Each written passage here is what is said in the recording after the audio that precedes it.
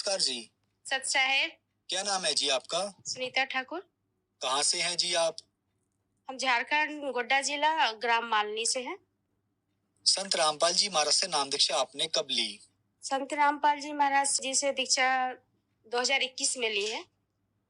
सुनीता जी, आपने क्या क्या भक्ति साधनाएं की हैं अभी तक? शंकर भगवान जी उनको गुरु मानते थे, वही मतलब भक्ति वगैरह उन्हीं की पूजा वगैरह करते थे। तो फिर आप संत रामपाल जी महाराज जी की शरण में कैसे गईं? जब हमने पीएनबी मेटलाइफ में काम करते थे, एजेंसी चैनल इंश्योरेंस सेक्टर में, तो उसी दौरान हमने पॉलिसी के लिए जो बात करने जाते थे, तो एक भगत जी के कहाँ इत्तेफाक से चले गए पॉलिसी के लिए। तो वो भगत जी बोले, जो चीज तुम यहाँ लेने आई हो अपनी रोजी रोटी के लिए, वो ऐसा चीज हम देना चाहते हैं जिससे कि जीवन का कल्याण हो सकता है। जो चीज पाने के लिए हमें ये शरीर मिला है, उसके बारे में तुम जानना चाहोगी। किस देवी देवता को हम पूजते हैं और क्यों नहीं लाभ मिलता है, क्या करें जो मुक्ति का मार्ग मिले। ये सारे धार्मिक ज्ञान वो बताने लगे। वो एक दिन ज्ञान गंगा पुस्तक दिए, जो मैं कभी नहीं पता था कि माँ दुर्गा जो है मांग में सिंदूर लगाती हैं, तो किस देवता के नाम से वो सिंदूर लगाती हैं। भगवान शंकर जी का हम लोग ये मानते थे कि भगवान शंकर जी ही जो है वो, उसके अलावा और आगे कोई भी नहीं है।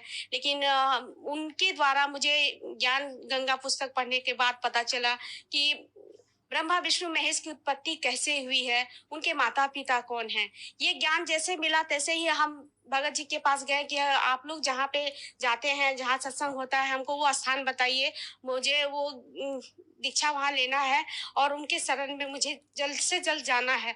अब हमको लेट नहीं करना है। तो फिर आश्रम गए, वहाँ नियम सारा बताया गया कि ये सब नियम अगर फॉलो कर सकते हैं तो आप दीक्षा ले सकते हैं। तो सारा नियम पढ़ने के बाद संत रामपाल जी महाराज के शरण में आके उनसे दीक्षा लिए हैं। संत रामपाल जी महाराज से नाम दीक्षा लेने के बाद क्या आपको लाभ भी मिले? मैं तो ये मन में लेके गई थी कि मुझे बहुत कष्ट है, शायद इनके शरण में आएंगे तो कुछ लाभ होगा।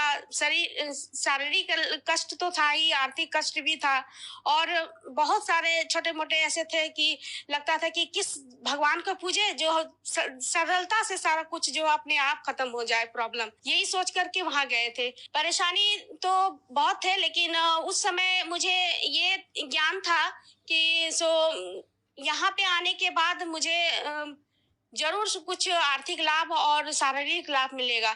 लेकिन जैसे हम दीक्षा लिए घर पहुंचे, घर में बहुत सारे टेंशन कचकच होते थे भाई और माँ के बीच में।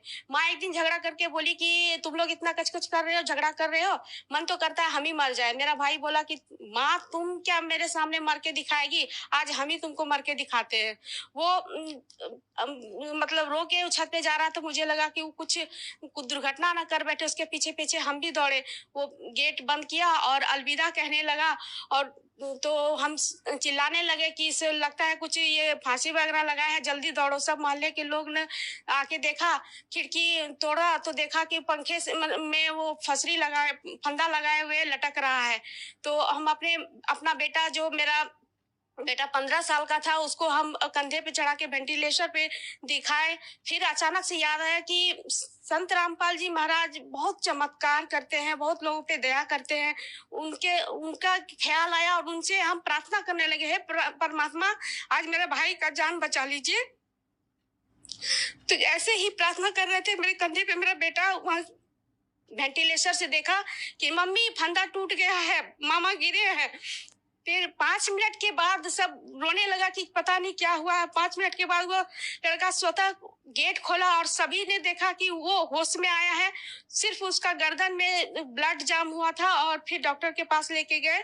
आज मेरा भाई ठीक है, संत रामपाल जी की कृपा से मेरा भाई ठीक है। दूसरा लाभ, मेरे पेट में पथरी था और पथरी 10 mm का था। डॉक्टर बोला था कि ऑपरेशन कराना है, लेकिन मुझे परमात्मा पे पूरा पूर्ण भरोसा था कि वो सबका दुख हरते हैं तो मेरा भी दुख हरेंगे।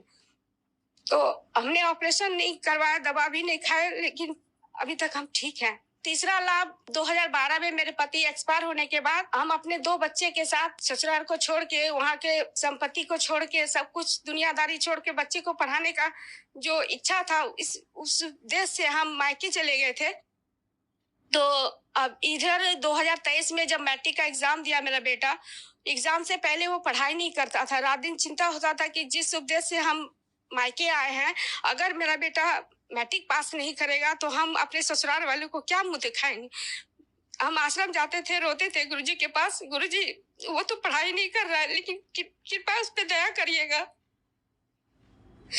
भगवान की कृपा से आज वो पास हो गया है और मेरी बेटी 82% मार्क्स लाई है। दोनों बच्चा मेरा मैट्रिक पास कर गया।